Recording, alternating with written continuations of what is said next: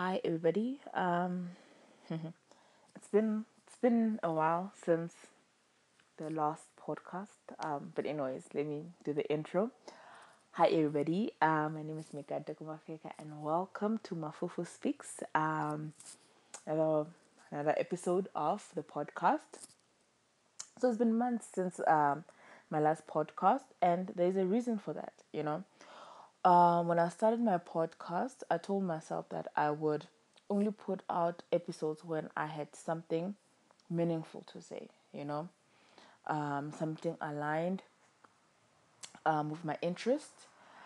I then reached a point where I knew exactly what I wanted to use this platform for. I knew exactly what I wanted to talk about, what I needed to talk about, what was important to me or what is important to me.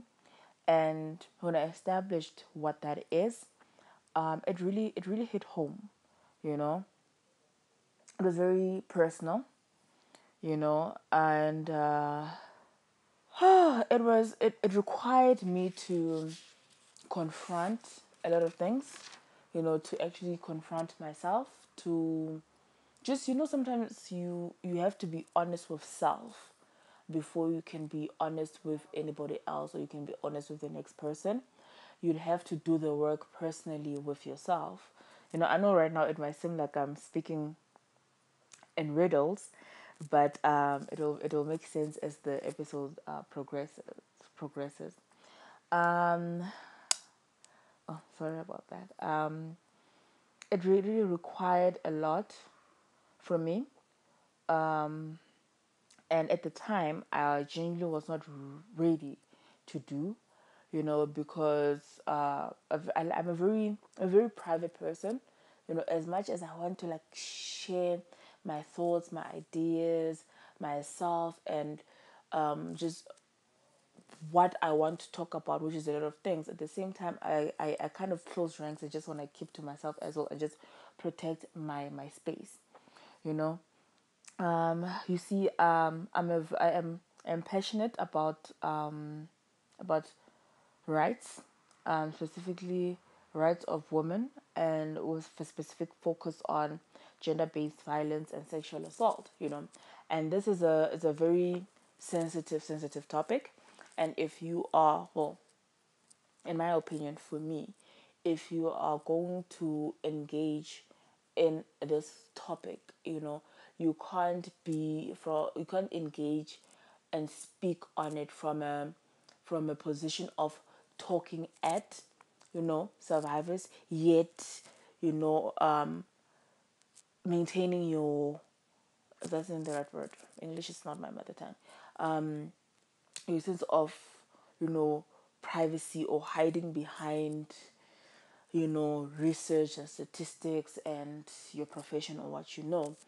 If you are truly to really engage in the topic, it also requires you to, to be vulnerable and also share your life experiences, share your story as well, so that you know, you don't come across as a hypocrite where you are sitting here and saying, no, survivors must do this or must do that, or you give advice as to how such situations and such circumstances must be handled.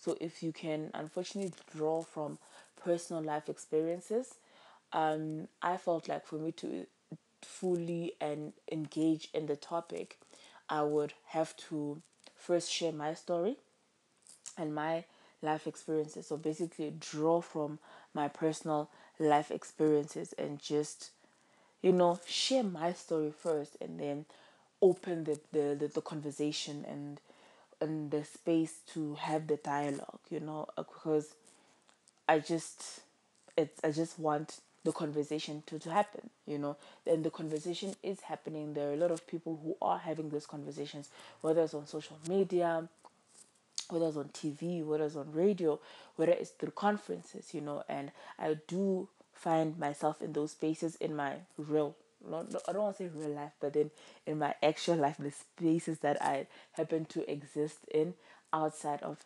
social media. So I just wanted to take that conversation, if I may put it that way, to such platforms such as social media, because social activism is a thing, and there can never be too many people, talking about this and engaging on this topic, you know. So yeah, I really thought to myself, how can I have an opinion on what one should do or how one should deal or handle, being a survivor of domestic violence or sexual assault without, like I said earlier, sharing my own experiences. I just felt like it didn't make sense to me, and because I wanted the conversation when I have it to come from such a genuine place, to come from a place of transparency on my side as well, and openness. I had to then do the work, like I said earlier, on myself so that I can reach that space to have this conversation. And for me to, I'm constantly working on myself, but then for me to get to a point where I am actually recording this episode, and for me to then get to a point where after recording the episode I will be able to upload it. It has it has been a journey. A journey that has taken close to 10 months, you know and yeah, it is. I'm here. I can say that I am here, and I can say that the drought is over, guys, because I am ready. I am here, and after this episode, then I feel like then I'll be free to then put out more content. To put out more content. But then I felt like this episode needed to happen, and yeah, I took my time, and I'm okay with that. I'm good with that. Okay, it's been like 6 minutes now, or 7 minutes. The first thing that I had to do is I had to evaluate why I could not bring myself to speak about what happened to me, and the following are just some of the reasons that that came up. You know, I felt ashamed. You know, I felt like it was my fault. I felt like the people who cared about me would see me differently. I felt like they would not see me as this strong, happy, bubbly, full of life person. I felt like my innocence would be stripped away or would be taken away. I also felt like they would see me through the lens and eyes of just a victim. They wouldn't see me for who I am anymore. They'll just see me as that person who 1, 2, 3, 4, 5 happened to that person, and not, you know, as Mika. You know, I felt like they would see me as broken, dirty, and tainted.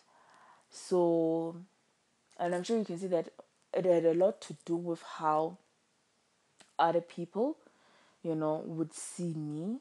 I felt as if what had happened to me somehow changed who Mikateko was or Mikateko is, you know, to a certain extent. It has, you know, um, for the worse or for the better.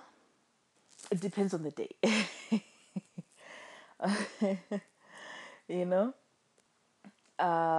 But then what I can say is, regardless of what happened, I came out, on the other side. Like I've lived so far, and I continue to live, and I'll continue to live such a beautiful life, full of joy, happiness, laughter, and gratitude.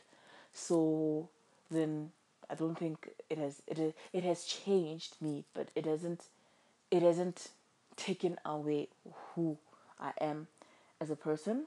I honestly also thought that it is nobody's business, which isn't. But then at the same time, I then realized that it is not about anybody else but myself. It's about me taking away the shame that I felt or that I felt.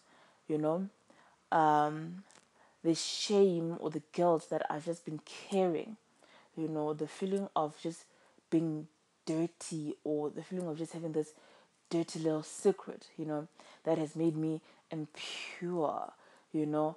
And it was just for me to take back my power, you know, and to be like, you know what, no, okay, it happened, but I'm not all these things that I think about myself. It seems as if I've somehow how discarded myself, or I see myself through a particular lens, and it's me seeing all these things to myself. It's me having these conversations with myself and saying, this is what people will say, this is what people will think of me.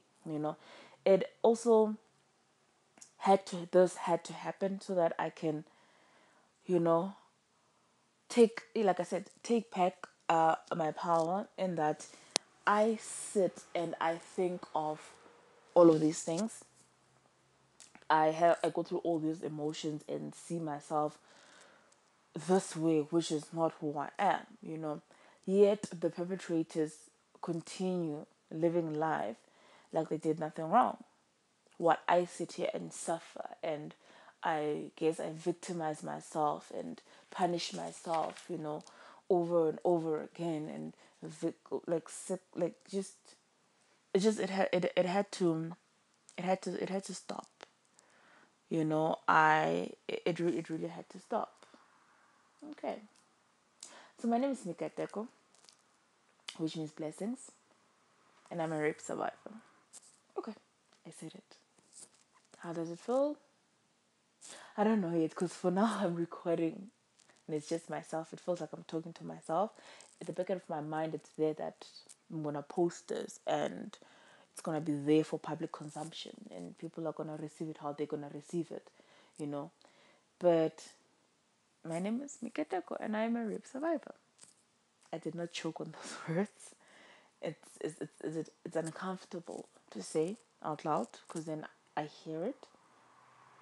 It's something that I don't want to be my reality. It's something that I did not want to be my reality, but then I cannot change it. It is my reality, unfortunately.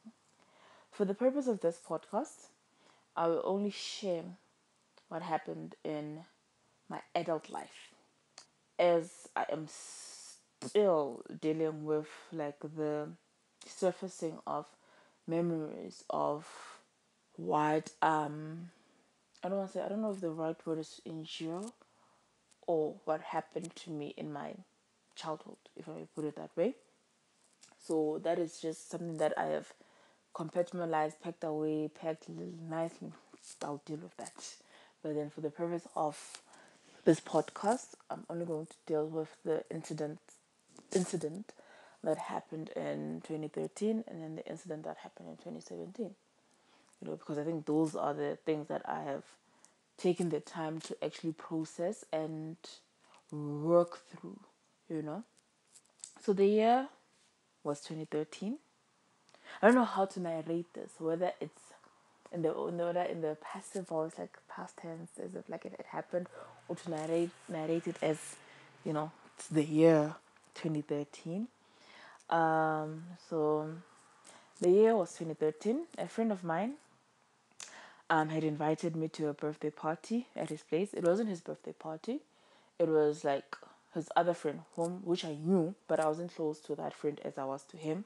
His birthday party, but he was hosting it, at his place. And yeah, he invited me to the birthday party. 2013, I think I was in my third year. Yeah, I was in my third year doing my LL. Was it doing my had I converted to become BA to from BA low to LLB? It doesn't matter. I was in my third year of varsity. It was the 26th of August, and my birthday is on the 28th of August. So I thought to myself, why not? Why not go? It's a great pre-birthday celebration. It's going to be fun. I'm always open to celebrate with other, Virgos.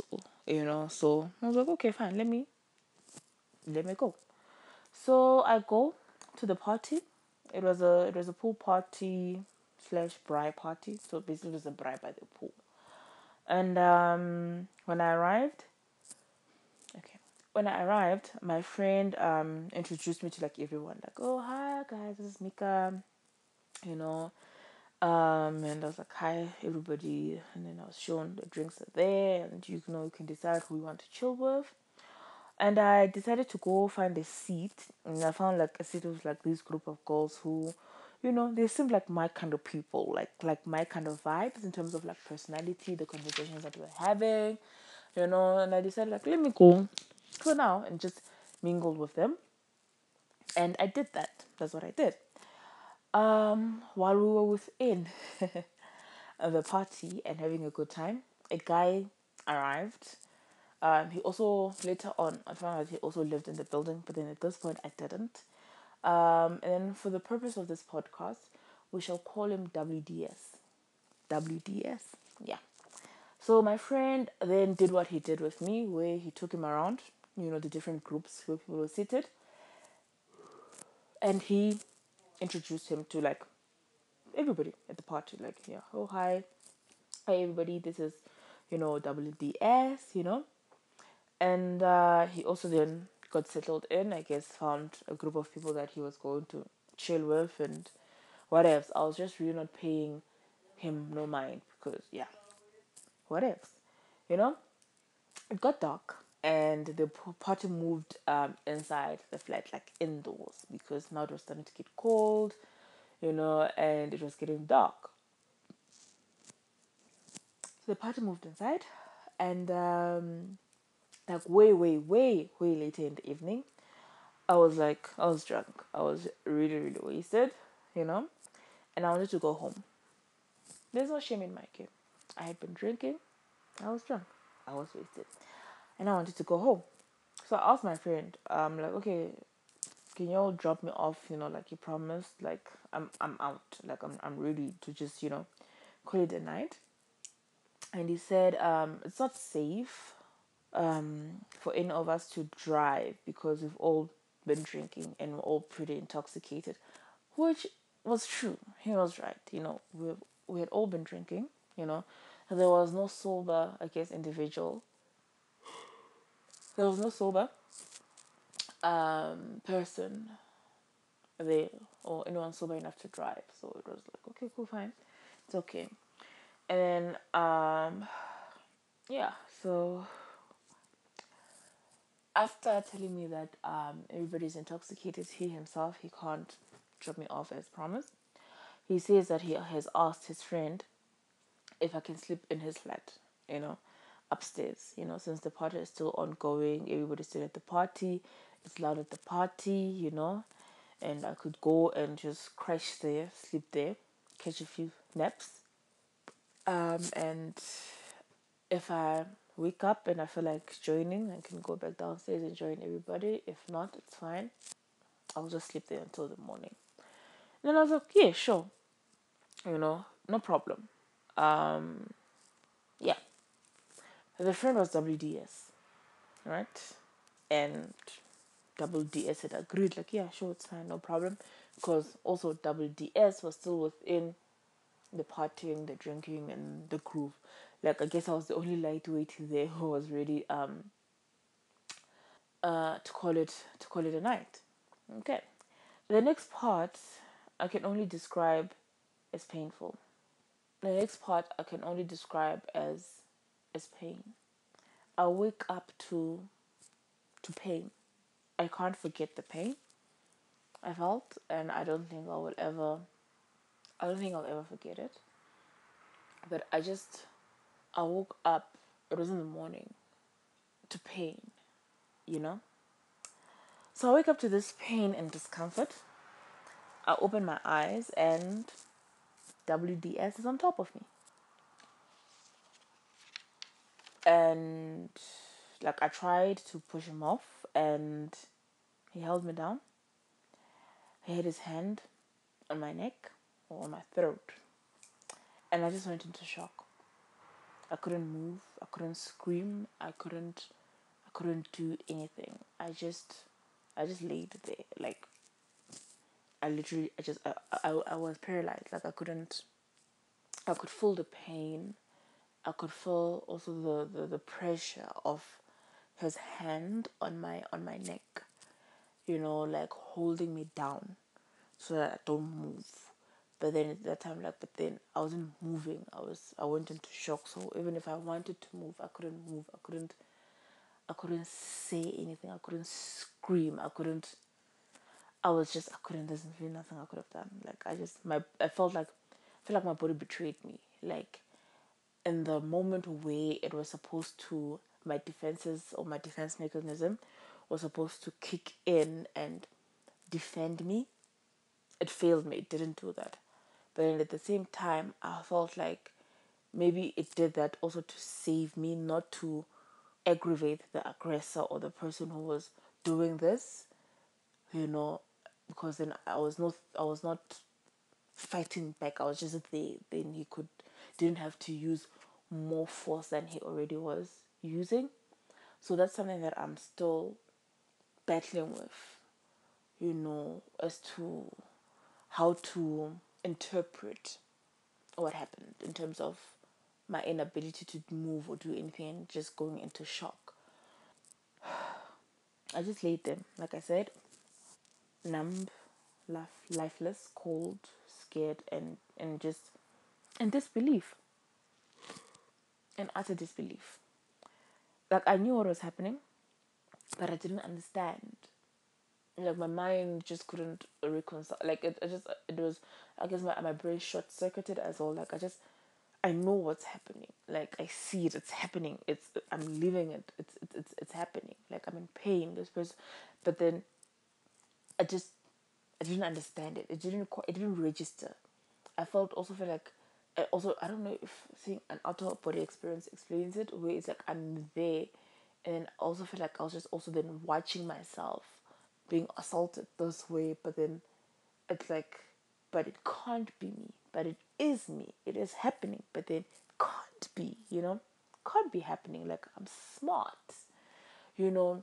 This was a safe space, you know, like it was my friend, like it was a person that I knew, from varsity. It was like those were people. Those were not people. Like these were like it felt it was a safe. It was supposed to be. It was supposed to have been a safe space, And I then after this also then battled with, well, you were out, you were drunk. What did you expect? And my answer to that has always been, I expected what I always expect after a night out drinking.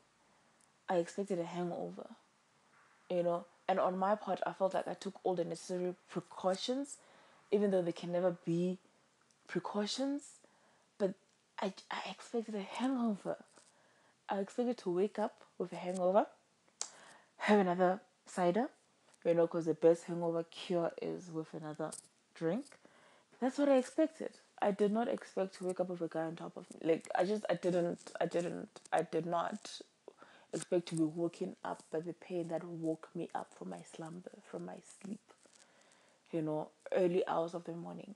I think it was like 5 a.m., 6 a.m. I don't even remember the time, but I know it was morning. It was not at, like the night, because everybody had been partying. Like I left everybody partying. I know the sun was out.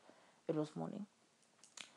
So BDS finished, got off, and started cleaning. Guys, when I say cleaning, I mean spring cleaning, like curtains, windows, like everything, like scrubbing. He started cleaning. When he finished, he took a shower and he left. Yeah. Like nothing had happened. He was humming while he was cleaning. Like I laid there, unable to move, unable to speak, just watching him, watching this man go on with his life as if nothing happened. Like he hadn't taken something from me without consent. Like he hadn't just changed my life for the rest of my life. It was just another Sunday morning for him, where he has a routine, I guess. With Sunday mornings, he cleans his flat thoroughly. How did I manage to leave, you might wonder? Eventually, like hours later, because I couldn't move. I couldn't. I couldn't. My friend came to find me where he left me, you know. When he got there, I pretended like I was just quiet, like I pretended like nothing was wrong, you know. I pretended like nothing happened because as much as he was my friend, he was also this other person's friend, you know, and it was like, what's the point? You know, at that moment, like whether I say it or I don't say it, it's not like he's gonna believe me, you know. It's just, I was also then, even with myself, I was still in shock still, and I was still processing what had happened. So I was just not in the correct mental state to explain to anybody else what had happened when I myself was still processing what had happened and trying to understand what had happened. So if that was not traumatizing enough, let's fast forward to 2017, last year. You know, I was in law school, you know, I was about to start a new job. I was close away. You know, things were like looking up. Things are always looking up, you know. I was happy. I was in a great place. I was enjoying law school. I was making friends, you know. Like, just doing what makes me happy, you know. A young gentleman, a young man, I think he was doing his PhD in food sciences.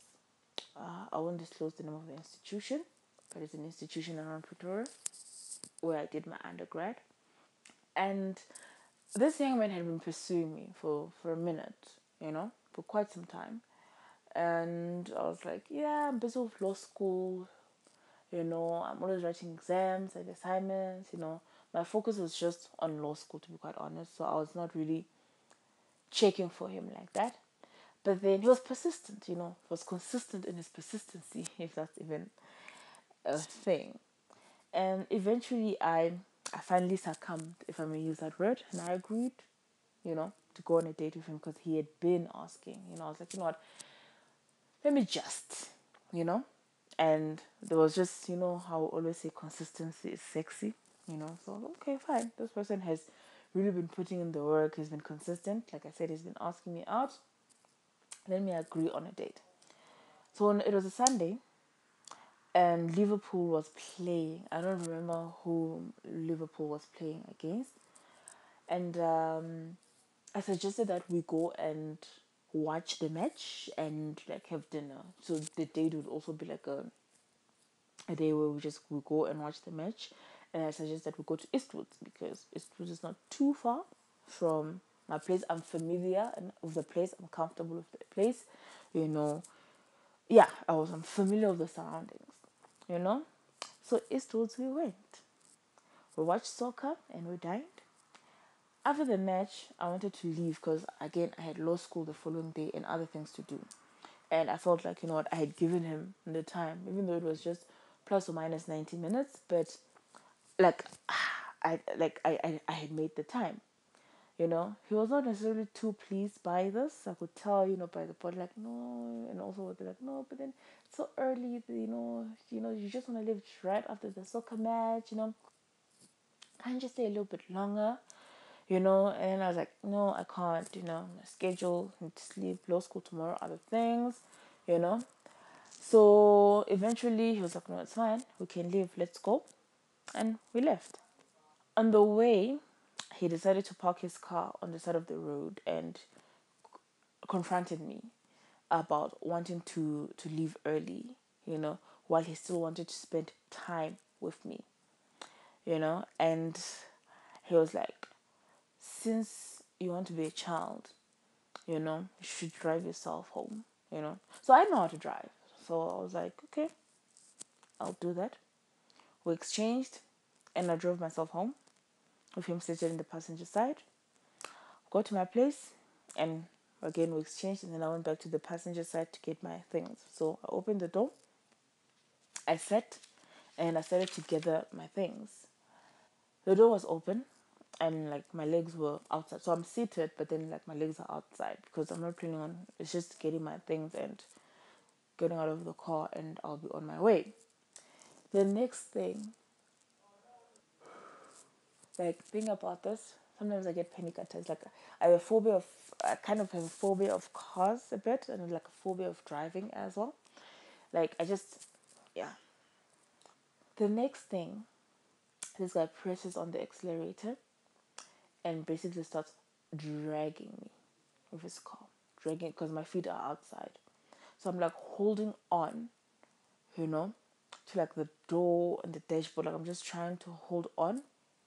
And like at this point, I had to make a choice.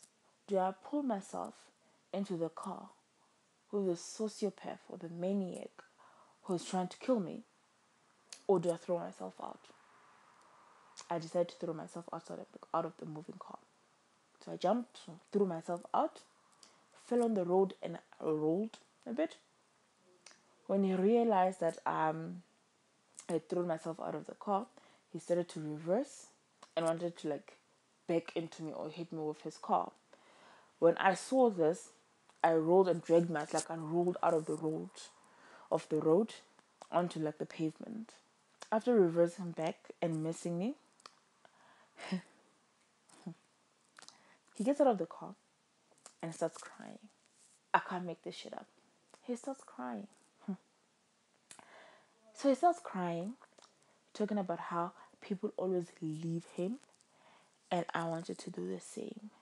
He starts crying and sobbing. Like, I don't know, men think that tears in J are something special. So he starts crying. When he saw that I was not sympathizing, you know, like his tears, like they did nothing. They were not doing anything because you want to kill me, and your reason is that people always leave you. You want to kill me because I want to go home and sleep. Like, I went on a date. Like, it just, anyway. That is another story for another day. So long story short, after nearly killing me and dragging me with his car,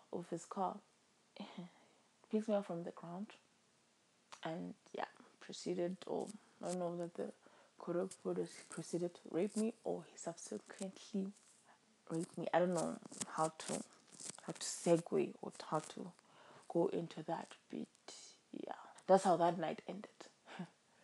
And I always share the story with my friends, and like I always make it a joke, like that nigga that dragged me with his car, and I always end the story where he cries. I've never really to told the story beyond that point, you know. And the thing is, we always look for the rapist in the dingy corners, under a bridge somewhere. You are walking at night, and should have probably been at home, and someone you don't know, but it's always someone that you know, someone you feel safe, not always, most of the time, sometimes, someone that you know, sometimes someone you feel comfortable around, sometimes someone you trust, and you are at ease and relaxed. And like both these men were like educated men. You probably, regard them as upstanding citizens, intellectuals, but they rapists. And the guy who dragged me with his car stalked me for like months. I ended up having to move. So this person would camp outside my place, follow me. Please, like yeah, it was, it was just it was a very traumatic experience where even afterwards this person just was relentless, and I did not feel safe. I was not safe, you know, and yeah, it has taken me years to get here, you know, but like I said, the last 9-10 months have really been hectic in terms of just deciding whether to share and when to share and how to share, because once, unfortunately, with the world of social media and the world that we live in, Once you share, you say something, and you put it out there, you have no control as to how the next person receives it or how someone receives it, what their comments will be, what they'll say. People will always have opinions and comments, even if they're ignorant, ill-informed, and just fucking stupid. Excuse my French, but people will always have those opinions. And once you, like I said, you've put yourself out there and you've put something out there, you have no control as to how, you know, the masses or how the world and how the universe receives the information, how they react to the information, and how you will feel about some of the things that will be said and how people will receive and react to the information. You know, in the process of deciding how to share, when to share, what to share, I realized that the main reason that I was against the idea of sharing was the fear of what will people say? What will people think? How will people look at me? You know, like I have a whole life outside these podcasts, and I live a very, like I said earlier, a very private life. Like as much as like, yeah, I'll retweet and I'll share on social media pictures and all those things, but then I genuinely live a very private life. And in the midst of all these feelings and reservations, I remembered who the fuck I am, and that I don't live for people's approval. I don't live for people, and I live my truth all day, every day, and I've always lived my truth, no matter how uncomfortable that truth is, you know. So, if the reasons for me not sharing were because I was not ready to share, or other reasons that were personal and localized to me, then I felt like that would be a valid reason as to why I don't want to share. But when I looked at why I was scared to share, if I put it that way, it had everything to do with what people will say and what people will think, and it had nothing to do with me. And I don't live for people. I don't live a life of Basotini. I've never lived that life, and I'm not about to start. So after resolving all these internal conflicts, I realized that there was really nothing stopping me from sharing my truth. It might have taken like 9 to 10 months for me to get to this point, but there was really nothing besides the fear of people and their opinions, and the opinions have never really people's opinions are their opinions. They'll think what they'll think, and they'll say what they want to say. And what I am trying to achieve and what I'm trying to do, it's bigger and it's greater than people's opinions. I'm trying to start a conversation, with the small audience that I have, with the people that, you know, I'm sharing this with. I'm just it's just a conversation, and I know these conversations are being had, but they're not being had enough and also not by enough people, and there can never be enough people sharing and speaking up on these issues. And I just wanted to be part of the conversation, and the way I felt like I want to start being part of the conversation in terms of social media was through sharing my truth, my own story, what happened to me, and obviously there's like a watered down, summarized, of everything because we don't want you to go shedding a few tears and having a podcast that's about 5 hours long. And I think it will just be in different podcasts in different parts where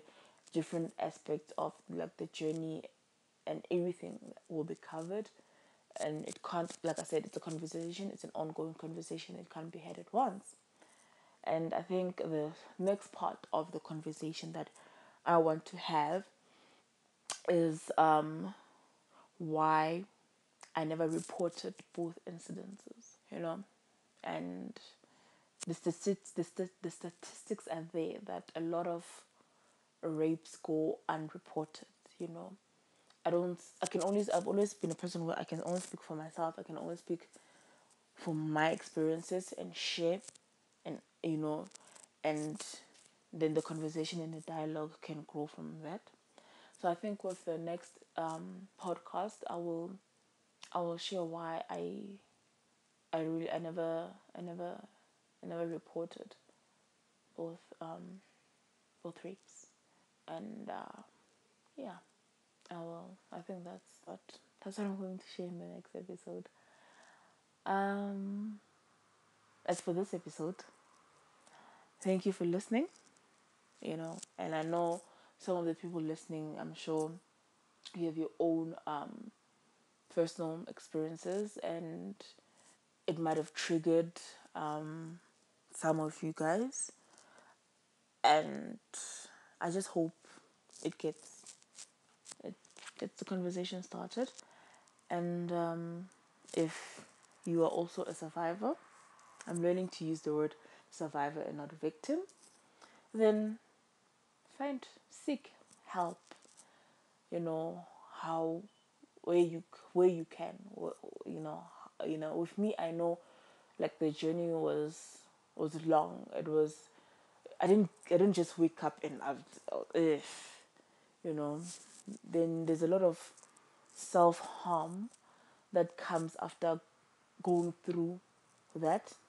And I think in one of the episodes that will follow, I will talk about that and my journey to just how I got to just be in the space where we can talk about it like I'm talking about it now, and some of the things that I went through in my journey of healing. Like it really, yeah. I think in one of them after the episode that I'll talk about why I didn't report it. And then maybe I'll probably and how that has affected me in that I feel like I haven't gotten justice. Like these people are just continue like you know what? That's another episode. That is another day. But yeah, thank you for listening to the whole podcast. And I know, yeah, and I hope to have you again listening to the next podcast. And I know and forgive the infrequency, if that's even a word, of how these episodes are being released and put out. But I want to do something that is genuine to me and at my own pace, and in a way that's comfortable and that I'm comfortable with. And I want to do it for me and not just for having a lot of episodes online. And I also saw when I was looking at my listenership that it was actually on SoundCloud. It was actually building up and increasing, but I needed the time to work on me and until I got to this point where I could and I can record this episode. And I'm not gonna re-record and try to fix and make myself sound, you know, whatever. This is like the first take, and this is what I'm gonna put up, and it is what it is. So yeah.